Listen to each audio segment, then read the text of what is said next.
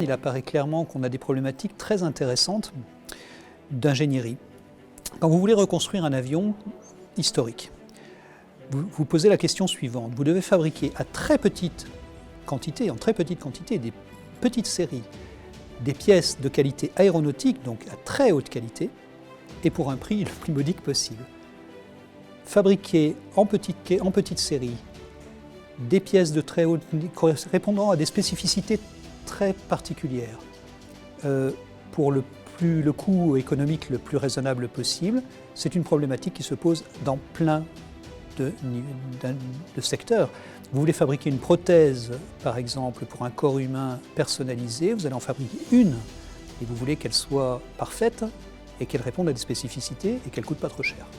Voilà. Donc, ça nous permet, si vous voulez, de nous positionner et de réfléchir à des problématiques très spéciales d'ingénierie qui sont très actuelles et qui ont à voir avec l'industrie du futur, etc., qui ont à voir avec d'autres secteurs. C'est transversal également avec ça, ces aspects-là. Il y a beaucoup d'aspects comme ça qu'on peut développer autour de ça.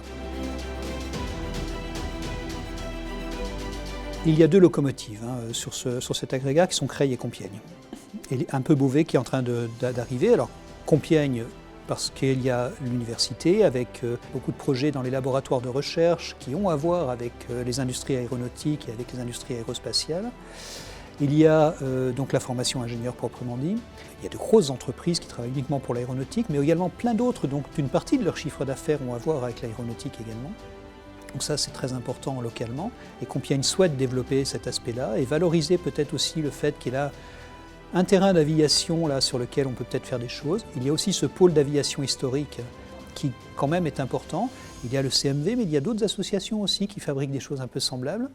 Il y a Hangar 42 par exemple. Creil, parce que Creil avait une base militaire qui a disparu il y a peu de temps et qui cherche à valoriser son territoire autour de ça. Donc valoriser son territoire, ça veut dire attirer des entreprises, mais attirer aussi de la formation parce que Creil est attiré par le bassin de Roissy qui attire dans ces domaines-là et ont besoin des besoins de créer de la formation spécifique pour que les jeunes du bassin trouvent des emplois dans ces domaines-là.